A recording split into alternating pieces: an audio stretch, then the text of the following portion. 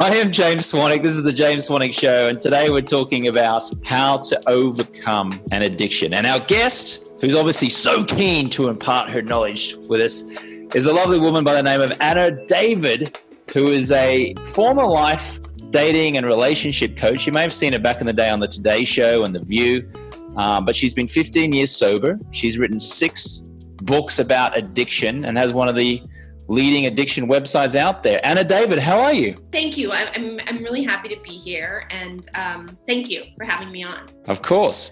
Now, most of my listeners and viewers know me as a pretty health conscious guy. I haven't drunk alcohol since 2010.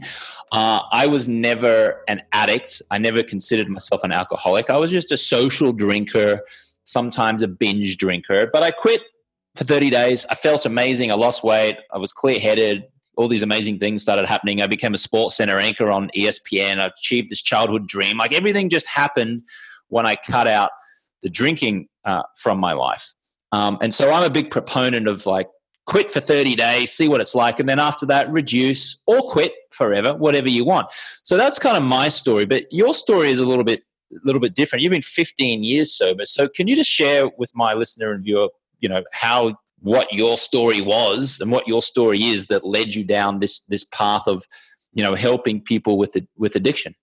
Yeah, there is, I'm a firm believer that drink as much as you want if you don't have a problem with it, if it's not infringing on the quality of your life.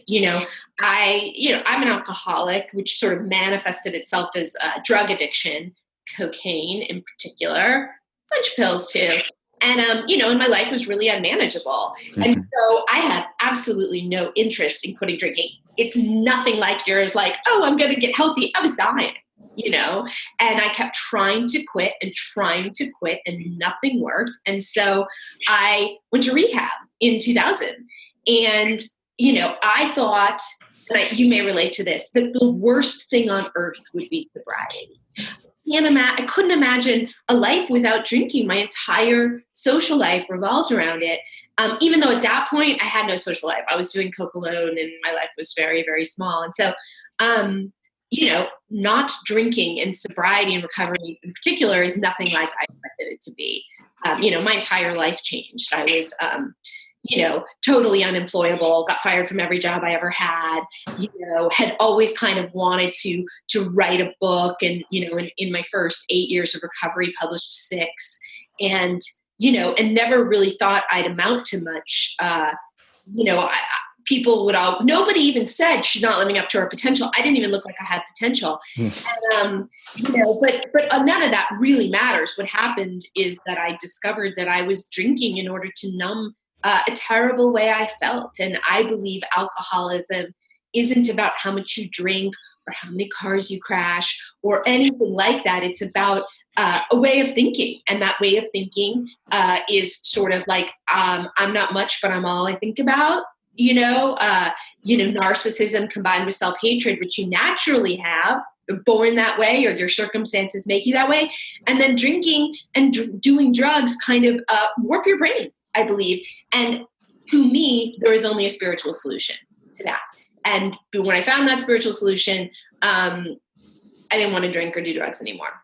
That's my experience. And the reason I do what I do is to help other people to see that, because most of us thought, every single sober person I know thought sobriety sounded like the end of life. And we're trying to show them here at After Party that it's just the beginning. Yeah, well, I mean, it's a similar theme in as much that I think that my life really began when I quit the booze, and I wasn't even drinking that much. I mean, like I said, I was drinking, I'd have a few drinks socially during the week, but then I'd turn it on a Friday and Saturday night, and I'd be waking up hungover on a Saturday and Sunday, and it was just this kind of like, I felt like I was living at like a 5 or a 6. It sounds like you got to a phase where you were kind of living maybe at like a 2 or a 3. Oh, sorry. No, -20. -20. Okay.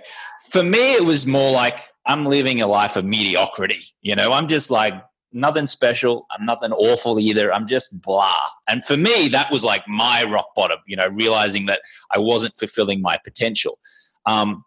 But as soon as I quit, everything happened. Like relationships in my life improved, romantic relationships improved, my skin got better. I lost, like, people go to my website, 30daynoalcoholchallenge.com, and the first thing you see is a video, and it's a picture of me with Jennifer Aniston, the Hollywood actress from Friends. And I was 218 pounds, and you can just see I'm just like got this fat face.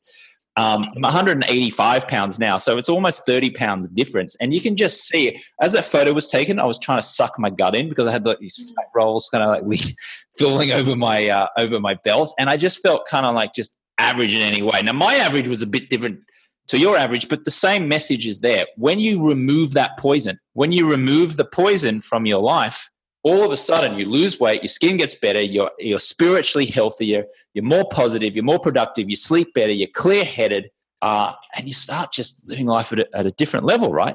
Mm-hmm, mm-hmm. Yeah, absolutely.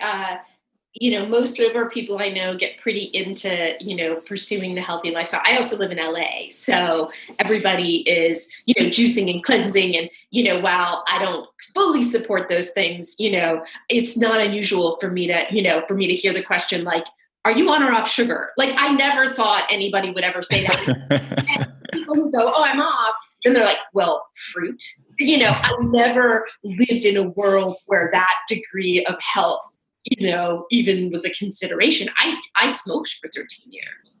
Me too. I smoked for about almost 13 years, about half a pack of Benson and Hedges extra mild or Marlboro Lights for about 12, 13 years. Yeah, that was my mom's brand. And it's funny, I grew up in Northern California, and my brother and I were so anti-smoking when we were little that she would buy and buy the cartons, and we had this Jeep, and we were kids, and we didn't get that if she didn't have cigarettes, she'd just buy more. We'd take the cartons and toss them out the back of the Jeep. But, and then I became, a pack and a half a day smoker, but Camel Lights. Camel Lights. So, Anna, is it fair to say that you have an addictive personality, or do you feel like you had an addicted personality? I do. I mean, I don't look at it so much that way. I believe, like, alcoholism, you're born with a genetic predisposition to alcoholism. Is it in your family? And your circumstances can either exacerbate or diminish that predisposition. And, I have alcoholism, even though it manifested itself as like doing a lot of coke. It's all the same thing to me.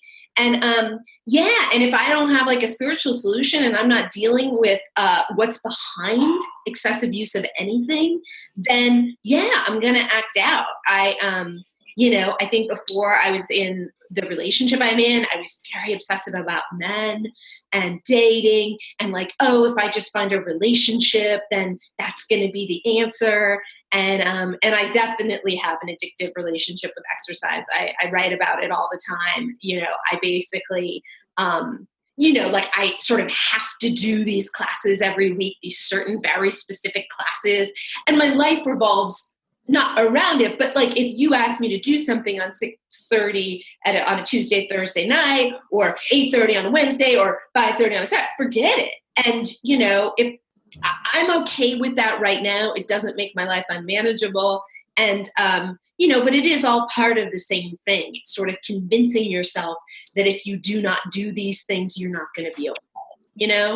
Yeah, because some people like that, they substitute one addiction for another. For example, they'll say, I'm no longer an alcoholic. Well, I'm sorry, of course, you refer to yourself as an alcoholic, but you say, I'm no longer addicted to alcohol, but now I'm addicted to exercise. Yeah. I'm no longer addicted to bad relationships. Now I'm addicted to just positivity all the time. I was talking to this girl in LA a week ago, and she was trying to tell me, or trying to convince me rather, that she was this all like high energy, high vibration person and super positive, and she doesn't spend time with people who are negative. And then in the next breath, she was telling me about how she doesn't talk to her mother. She's fighting with her sister.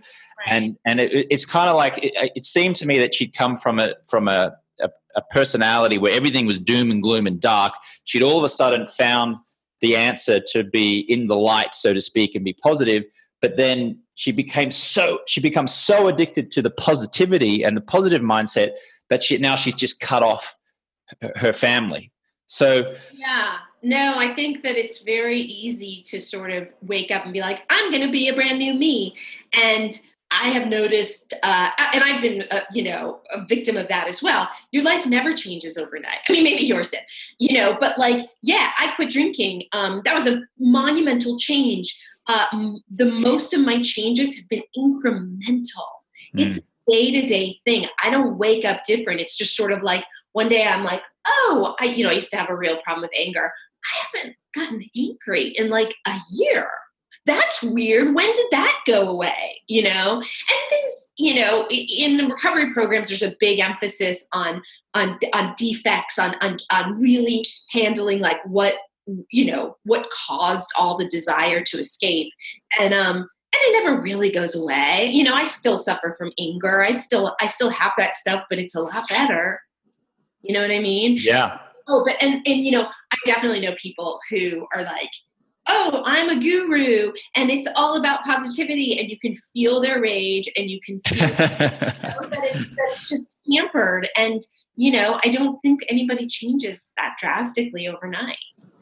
So tell me a little bit about the After Party website. This sounds interesting because when I first moved to Los Angeles in 2003, it was all about the after party because bars and clubs or whatever, they all close at 1:30, I think, with the Californian liquor laws. And it was very different having come from London, where I lived, and Australia before that, where bars could stay out quite late, you could drink or whatever. But here it was like 1:00, bars would all shut off, and there was like, where's the after party? So there was always an after party going on around Hollywood, and invariably that would involve going back to someone's house where people would bring out bags and lines of Coke, they'd pass around more beers and things like that, and you'd stay up until 5 or 6 o'clock in the morning, and then you'd go home, and then you'd sleep until 11 or 12 and get up and go and have a hangover breakfast and feel like crap, and it's kind of like rinse and repeat again on the Saturday. So that sounds like maybe you had something similar when you were drinking. But what is this after party website now all about? What's the new after party, so to speak, Anna?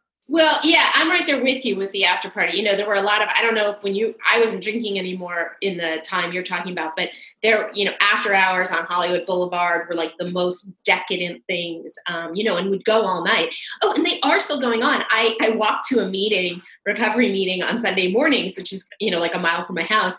And there's this bar, Joseph's, which it's 9 a.m. on Sunday and it is going. Really? I don't know how they're doing this. I mean, they probably stopped serving alcohol or whatever, but it's crazy. And, it reminds me of the old days. But After Party is a website that I started in 2013. I had been writing books and going on TV and talking about addiction and recovery, but they have me on when a celebrity overdoses and they don't want to hear about the recovery solution. And I get it. They want scandal and they want sound bites and all of that stuff. And so, I realized that wasn't a very effective way to get any sort of message across. I do speak at colleges and, also college students aren't particularly interested in hearing about alcoholism. I sure wasn't when I was in college. And so the idea behind After Party is it's for people who are wasted in the middle of the night. And there are a lot of these people, everybody sort of talks about this, like they go online and they're like, should I kill myself or should I get sober? Well, maybe killing myself sounds better. And they're seeking, and lots of people will call AA in the middle of the night, and then wake up in the morning and they were in a blackout and they had no idea. And so this is a website that is geared towards people who in that state are going to stumble across articles, essays, and podcasts and videos that sort of show that there is a life in sobriety and that people are laughing and having fun and living a life that they had never, dreamed possible. And so that is the idea behind it. I sold it in 2014 to private investors and then they pumped a lot of more resources into it than I ever had.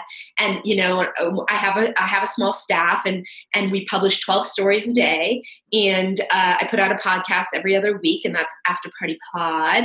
And, that's where I interview a sober addict or alcoholic about their journey. And I have, I have musicians. I had Moby on. I had Mark Maron on.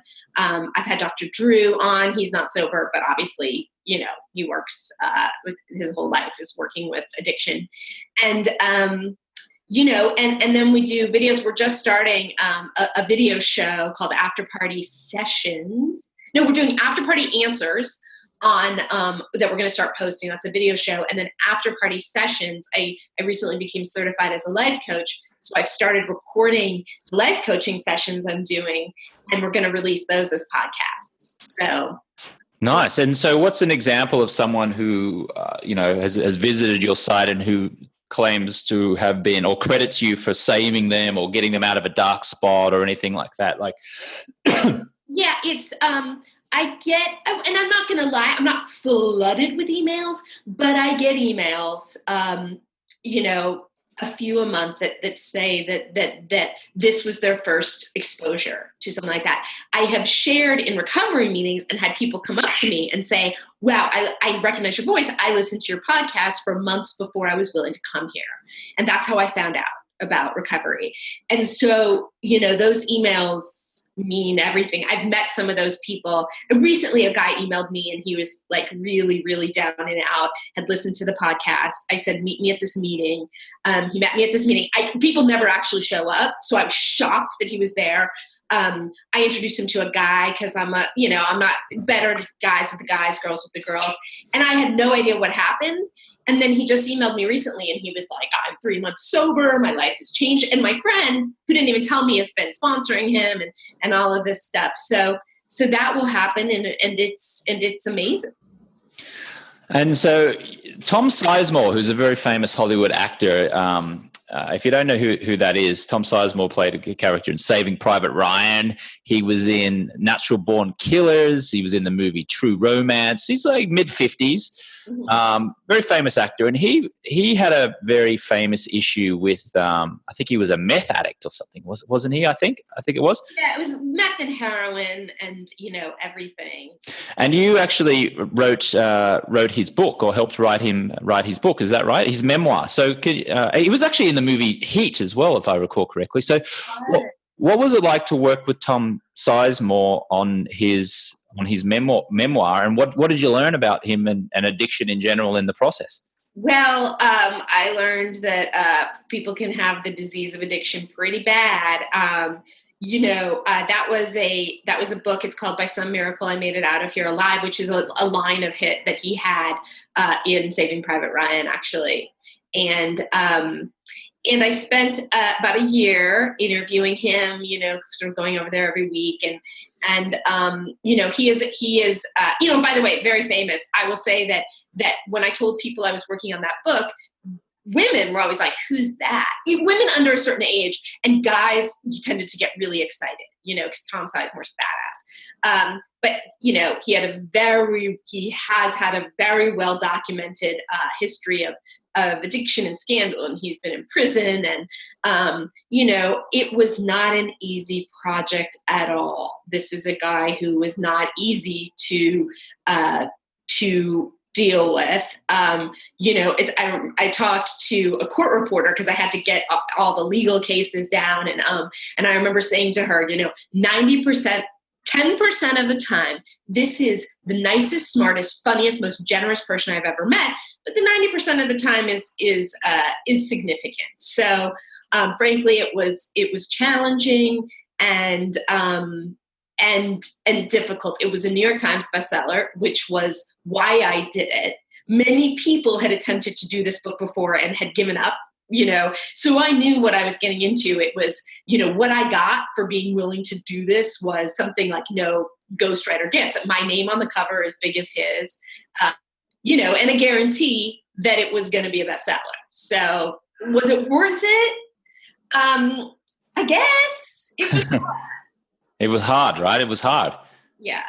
And so did you learn anything else about, how did you feel, were you comparing your story 15 years ago to his story? Yes. And did you see, what were the comparisons that you saw? What were the similarities, and what were the things that were completely different?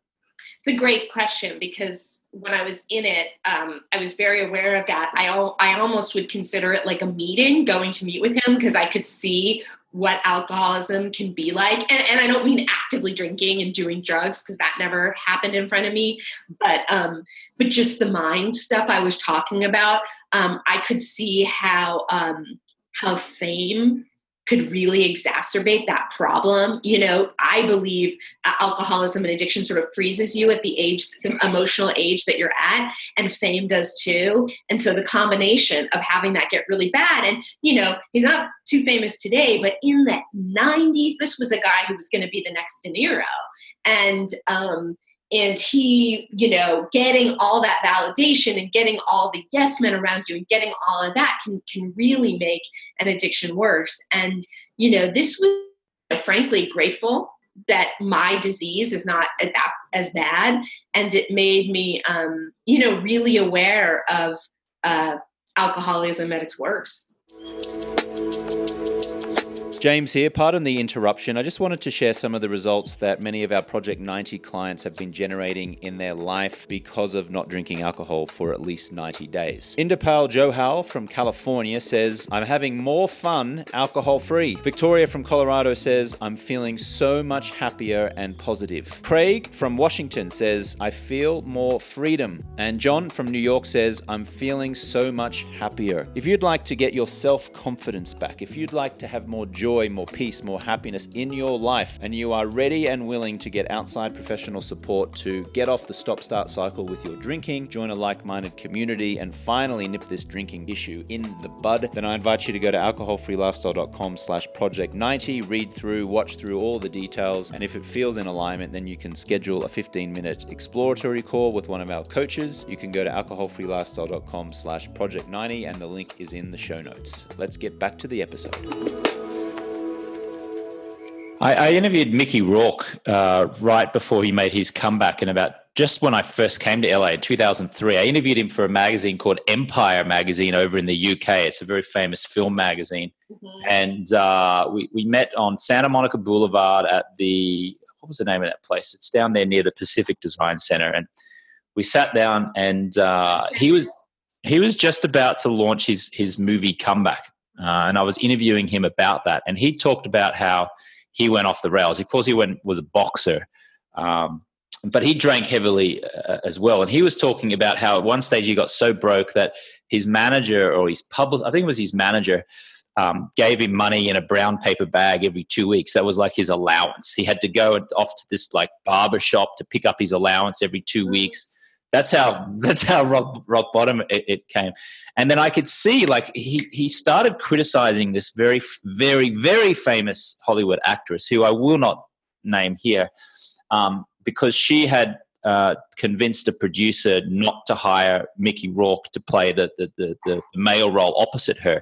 And he went on this like 2-minute rant where he's like, this freaking bitch, I didn't sleep my way to the top, blah, blah, blah. And he's saying this, and I'm like, I'm recording this, and I'm like, if I put this in this article, this is going to absolutely destroy him and his career if this gets out. Because at the time, and still, this is an A-list actress, very famous, and he's going on this rant, and he's like, and you can put that on the record.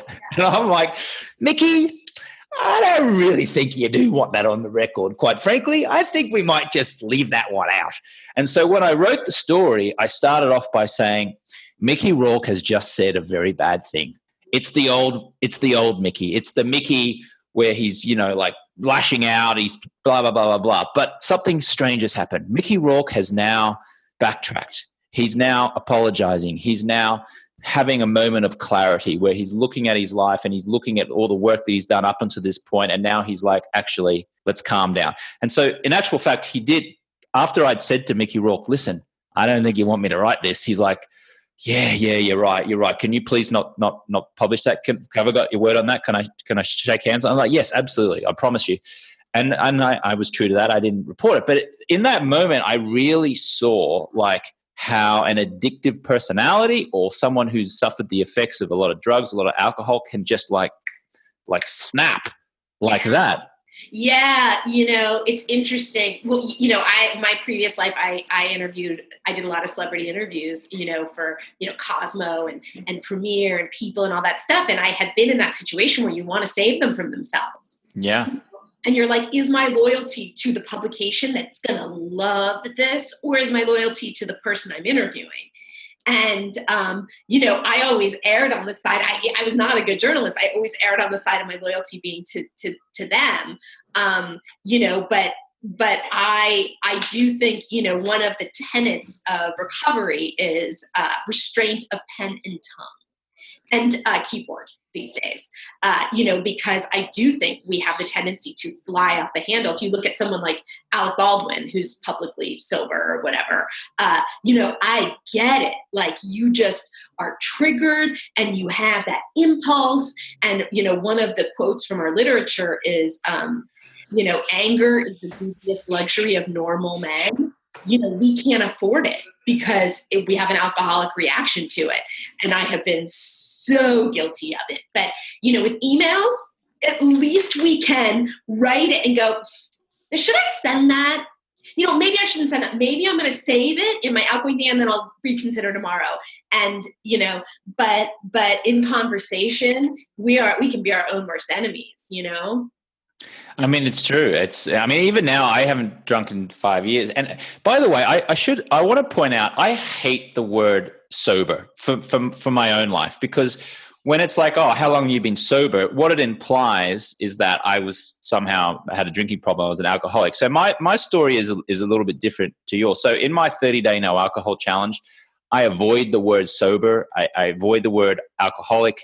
It's just people who've created this habit, this habit of drinking, right, which they don't realize is creeping up on them. Now some of the members who go in there may have alcoholic tendencies. I don't pretend to be an expert on how I can solve that. But when someone says to me, "Oh, James Swanwick, he's been 5 years sober," I'm like, no, it's not that, because that implies a certain thing. But then also, even my resistance to that implies that I've kind of like looked down, or there's a negative connotation to someone who was an alcoholic. You can see my resistance to that is almost judging someone. So I noticed that about me in the same place. Is there any commentary you have on that in terms of, people, how they perceive someone who's been an alcoholic or being sober, or any kind of like societal pressure or stigma that's involved with that? Yeah, that's another great question. And I would say to you, I would not judge yourself for that, because the truth is that's not your story. And it's like, this may be a terrible comparison, but like, if I said something that implied that I had cancer and that I was like in remission, I would want to clarify that. Not because I judge people who have cancer, but because that's not my story. Do you know what I mean? Right. Yeah. I don't actually think a judgment is implicit, and I completely get that. There is like controversy out there about recovering versus recovered. Mm-hmm. There are people who don't like the implication that they're always going to be an alcoholic, and if they haven't had a drink in 2 years, how could they possibly be considered an alcoholic? I get it. I don't have a problem with it. The reason I say like I'm in recovery or I suffer from alcoholism is that I have the same thinking that drove me to do that. And if I don't, knock on wood, feel in danger of taking a drink, but I feel in danger of my alcoholic thinking taking over all the time. And so I have to treat that. In terms of the stigma, I'm glad you brought that up, because that's a huge part of what we're doing here is trying to destigmatize. It's kind of an uphill battle. Not in LA where, you throw a rock and you're going to hit a sober person. Here is a great place. When I got sober, it didn't, I was raised in a very liberal environment. I don't work in banking or law. I've always been a writer. So I had no idea really that talking about it could make somebody judge me. And that was my ignorance, because there are people all over the world that really suffer from stigma and can lose their jobs and can't be open about it. I do think it's ironic that drinking is glorified and addiction is stigmatized. It's incredible. Yeah.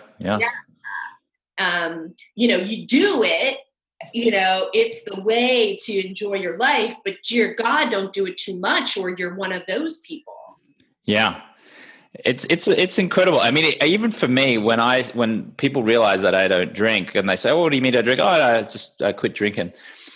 even if they don't say it, I can see in their eyes they're thinking, "Oh, this guy was an alcoholic. This guy's got a problem." And then sometimes I go, "Oh, like so you drank pretty hard, did you?" Like, and I'm like, "Oh, really? I mean, I just drank all right socially. Sometimes I got a bit drunk, sometimes a bit of crazy stuff, but it wasn't like a huge deal." But then, and even when I say that, they still don't believe you. Like they're still like looking for like, yeah, you sound like the guy in denial. Exactly. I'm the guy who's in denial. And the reason that people think that is because it's so ingrained in our culture. It's so ingrained in our culture. Like, you just drink. It's just normal. Just have a beer. Get drunk on your 18th birthday. Have champagne at a wedding. Have a bottle of wine over a romantic dinner. Have a few beers as you watch NFL Sunday. It's just so ingrained in our culture that if you go out of that societal conditioning, you all of a sudden have a problem. Yeah, I mean, well, I will say also though, when I got sober, my job was I worked at Premiere Magazine, which is now long gone, and I had a column called Party Girl, which is my first book is called that, and this is called After Party, so that's really been like a theme. But I had a column where I went out and I covered every premiere. I covered the Oscars, I covered the Golden Globes, and so there I was among open bars constantly, every night, interviewing celebrities, doing that kind of thing. And it was shocking to me, at first I said, I can't do this job. There's no way I can do this job. I'll be too tempted. And it was shocking to me to go into a party and realize that not everyone's rushing to the bar to do tequila shots, and look for, the bathroom to go do Coke. That people, lots and lots of people are walking in and they're talking to people and they're just like at the event. And, the number of people that I've encountered over the years who just don't really drink is shocking me. I never knew anybody like that. So, it also depends on who you're talking to. There are many places I go where I'm out with people and they just don't really drink, which was revelatory to me. I know. I mean, when I quit drinking, all of a sudden my social circle started changing. I started hanging out with healthier people who didn't drink as much or didn't drink as all. I started going to the gym. I started hiking. I started getting into weird things, or what I perceived to be weird, like spirituality. I did a 10-day silent meditation called Vipassana outside the Joshua Tree. Ironically, I went to the Burning Man festival where there's a lot of drugs taking place, but I didn't take any drugs. I didn't drink any alcohol. I just did the yoga, spirituality kind of stuff.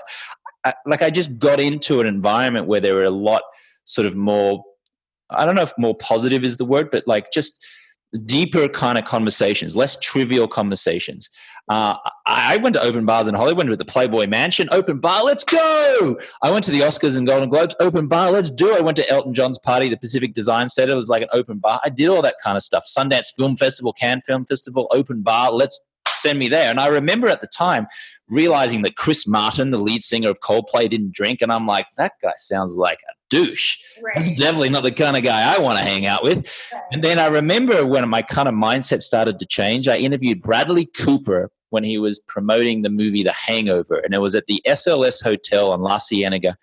And I somehow stumbled across in the interview that he didn't drink, that he'd quit a number of years earlier. And I'm like, what?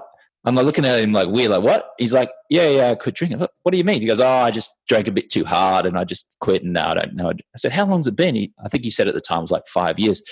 And I remember walking out of that interview just going, Bradley Cooper, I had this idea of him being super cool, like whatever, and he doesn't drink. I'm like, there's got to be something to this. There's got to be something to this. And then ironically, it was about a year, maybe 6 months later where I finally took that 30-day break. And then I felt amazing. I'm like, now I get it. Mm-hmm. Now I understand. But it's funny because before then I was like one of the people who didn't drink as like alcoholic, weird, freak, not the kind of guy I'd want to hang out with. And now I'm just like, bring it on. They're the only people I hang out with mostly. Anna David, thank you so much for your time. Where do we find out more about you? I have a website, annadavid.com, and I'm on Twitter at Anna B. David, but really check out After Party Magazine and download After Party Pod. It's on iTunes and Stitcher and SoundCloud and all of those places, but it's good stuff. So thank you so much for having me on. Of course, After Party Pod. Thank you so much, Anna. I really appreciate your time. Thanks for listening, and we'll catch you on the next one. Hi there, this is James Swanwick. Thank you so much for listening to the show. I would be so grateful if you would leave a review. That will help us climb the rankings and get our show exposed to so many more people who could really benefit from the content. You can do that by going into Apple Podcasts, rating the show, writing a little one-sentence summary, and posting it. That would be so amazing. Thank you. Likewise, if you would like to schedule a 15-minute exploratory call and apply for our Project 90 program, then you can do so by going to alcoholfreelifestyle.com/project90. If you'd like to get the free guide, that is the Alcohol Freedom Formula Guide, you can go to alcoholfreelifestyle.com/guide. Our YouTube channel is at alcoholfreelifestyle.com/YouTube. You can follow me on Instagram and TikTok at James Swanwick. Thank you so much for listening. We so appreciate you, and we'll catch you on the next one.